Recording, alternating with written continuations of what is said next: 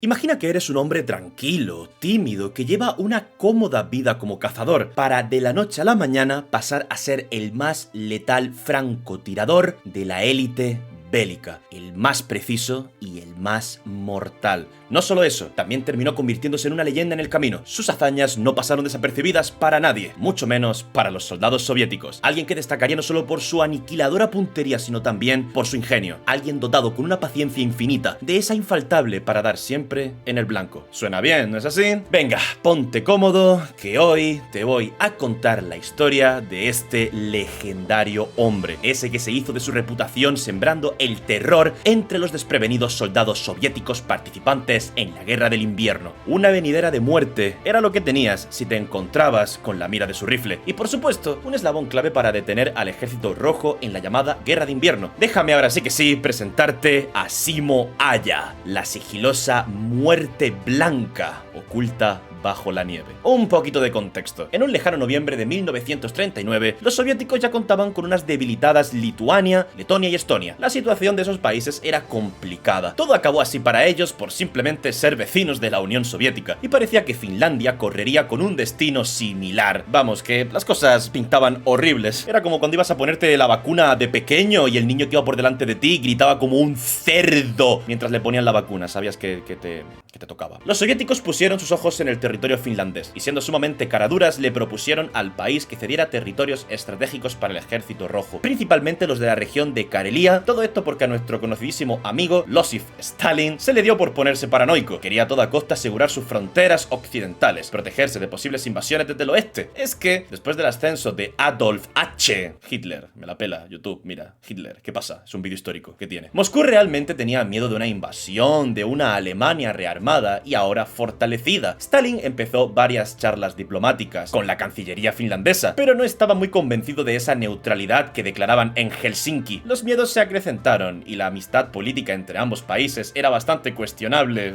en el mejor de los casos. Todo empeoró realmente cuando el 1 de septiembre de 1939 el Tercer Reich asaltó no solo Polonia, sino también Francia y el Reino Unido, declarando por segunda vez en unos 25 años el estado de guerra con Alemania. Querían segunda parte, siempre estuvo claro. Finlandia reafirmó en múltiples ocasiones su neutralidad ante la situación, mientras que la URSS se mantuvo bastante silenciosa hasta que varios tanques se dirigieron hacia el este. Aquí es cuando Finlandia vuelve a entrar en la ecuación. Moscú llevaba poco más de un año tratando de pactar con su vecino sobre el Istmo de Karelia, por donde creía que Hitler podía atacar. Los finlandeses no eran tontos en absoluto. Era evidente que el acuerdo propuesto por los soviéticos era totalmente desigual y sumamente injusto. Básicamente, los soviéticos exigían mucho a cambio de muy poco, por lo que su negativa no sorprendería a nadie. A Stalin no le sentó para nada bien la desagradable sorpresa de que los finlandeses no cederían, y el 30 de noviembre de 1939 lanzó una resentida invasión para aplastar las fuerzas finlandesas de una vez por todas. Siendo sinceros, Finlandia tenía las de perder, no hay que ser muy inteligente para darse cuenta. No recibió una declaración de guerra previa y había una diferencia abismal en tamaño y recursos entre Finlandia y la putísima Unión Soviética. La URSS era más grande y poblada, tenía recursos humanos, industriales y militares en abundancia, todos a su disposición. Podían movilizar tropas con mayor eficacia y producir armamento para sostener la guerra a largo plazo. Además, tenían una superioridad numérica abrumadora, desplegando un gran número de tropas que ejercían una fuerte presión sobre las fuerzas finlandesas desde múltiples frentes. Se estima que fueron aproximadamente 500.000 soldados soviéticos contra solo 180.000 que Finlandia logró conseguir a duras penas, probablemente medio extorsionando a su población, no lo sabemos. Pero esta cifra puede variar según la fuente. Para empeorar las cosas, Finlandia tenía un apoyo internacional bastante limitado, aunque contaba con la simpatía y el apoyo político de algunas potencias durante la guerra. Nadie quiso ayudarla de manera significativa realmente. Vamos, que Finlandia se encontraba completamente sola en su lucha contra la Unión Soviética. Stalin estaba seguro de que su victoria sería rápida, como podría ser de otra manera igualmente, con uno de los adversarios más pequeños y débiles. Una nación en surgimiento no debía suponer mayores problemas, pero vaya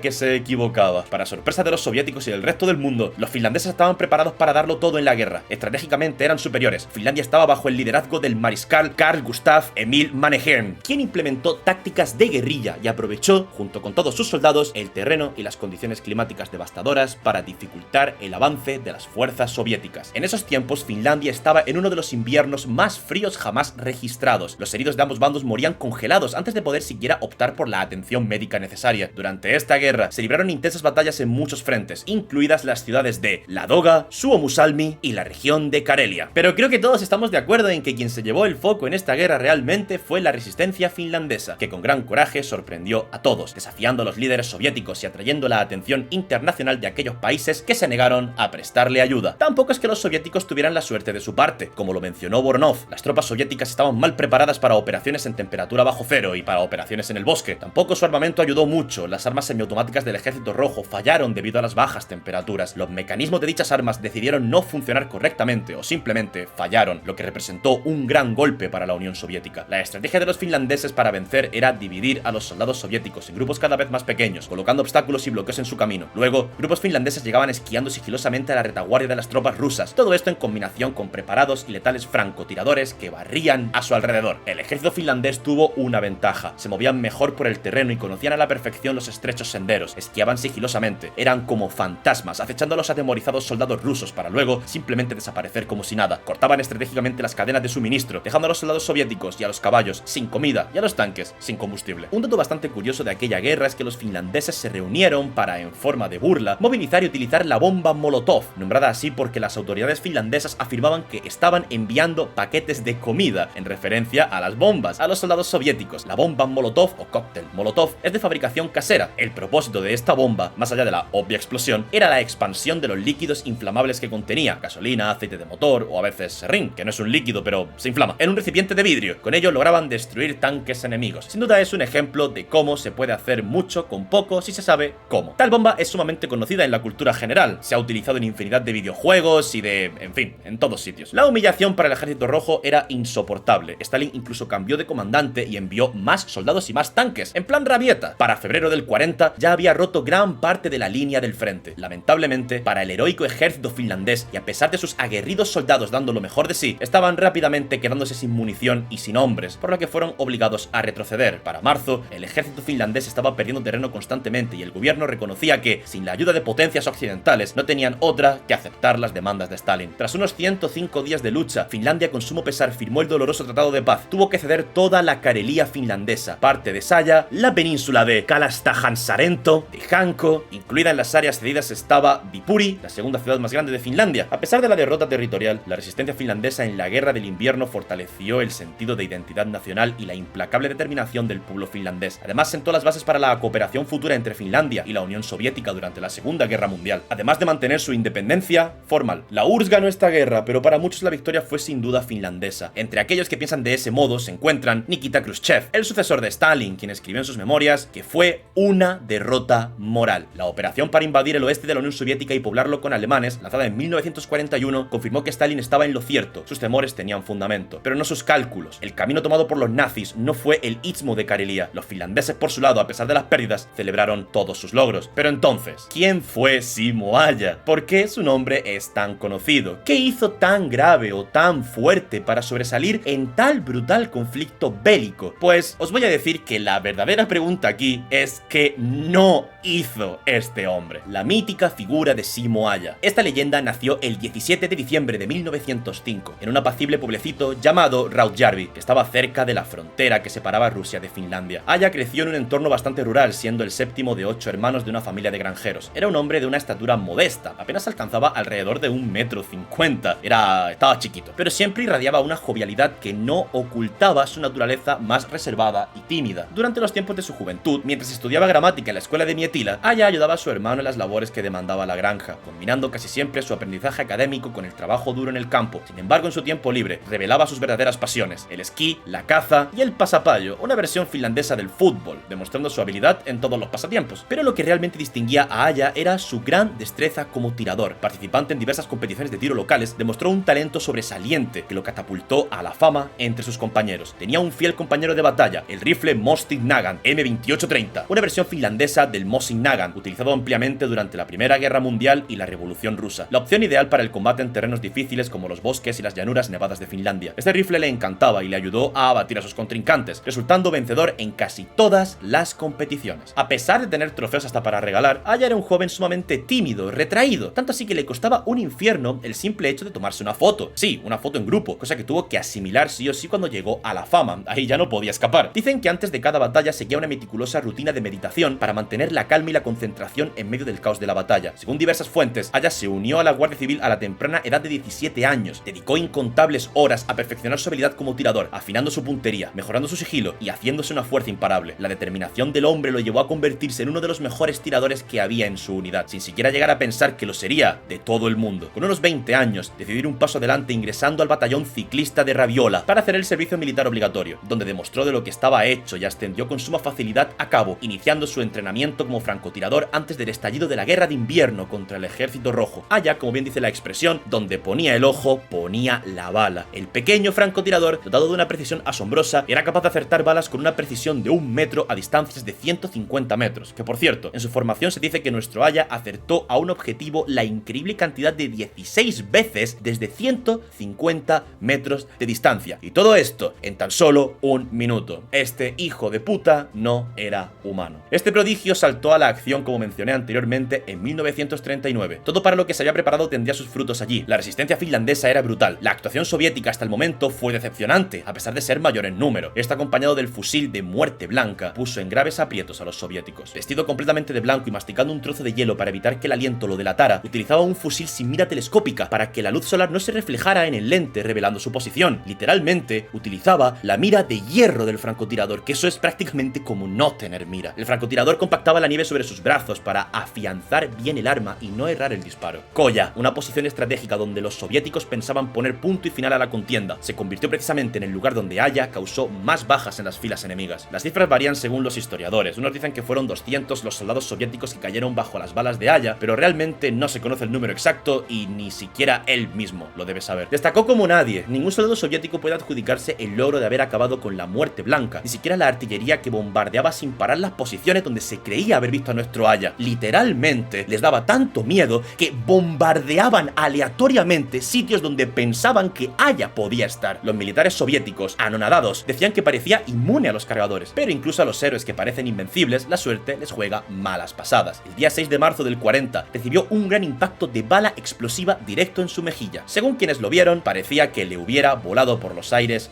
medio rostro. Fue llevado rápidamente al hospital cercano, donde permaneció en coma durante una larguísima semana y tuvo que soportar una cantidad abrumadora de operaciones para lograr salvar su rostro, que quedó completamente desfigurado. Las hostilidades entre la Unión Soviética y Finlandia terminaron ese mismo mes de marzo. Se firmó el Tratado de Paz entre la Unión Soviética y los rusos. ¿Y qué pasó con aquel maestro de la precisión? Pues se convirtió en un héroe nacional finlandés. Recibió las medallas de la libertad de primera y segunda clase y de las cruces de la libertad de tercera y cuarta clase por su sobresaliente desempeño. Pero tristemente, nuestro hombre no pudo regresar a su hogar, ya que la granja ahora era territorio de la Unión Soviética. Aya optó claramente por volver a su querida vida tranquila, así que a partir de entonces se dedicó a seguir siendo un experto cazador, pero esta vez de alces, y ser un criador de perritos. Dio diversas entrevistas a través de los años, luego su tímida personalidad volvió. Era modesto, nunca alardeó ni una sola vez sobre sus condecoraciones. La gente, siempre intrigada, le preguntaba cómo se había hecho tan bueno como cazador, a lo que él, con una sonrisa en su rostro, respondía con suma humildad que tan solo fue cuestión de práctica. En diciembre de 2001, poco tiempo después de cumplir 96 años, Aya quiso hablar de sus experiencias durante la guerra, y cuando le preguntaron si tenía algún tipo de remordimiento después de haberle puesto fin a tantas vidas, respondió: hice lo que me dijeron que hiciera, lo mejor que pude, no habría Finlandia a menos que todos los demás hubieran hecho lo mismo. Este héroe bélico desafortunadamente pasó sus últimos años de vida en suma soledad. Viviría hasta el final de sus días en un hogar para veteranos, donde murió el 1 de abril de 2002. Tuvo una vida longeva, llegando a alcanzar, como dije antes, los 96 años. Y básicamente este sería el final de la historia del mítico, legendario Simo Aya, la muerte blanca que se oculta bajo la nieve. Un hombre que lo dio todo, absolutamente todo, hasta lo que no tenía por su país. Un hombre que merece respeto de una u otra forma.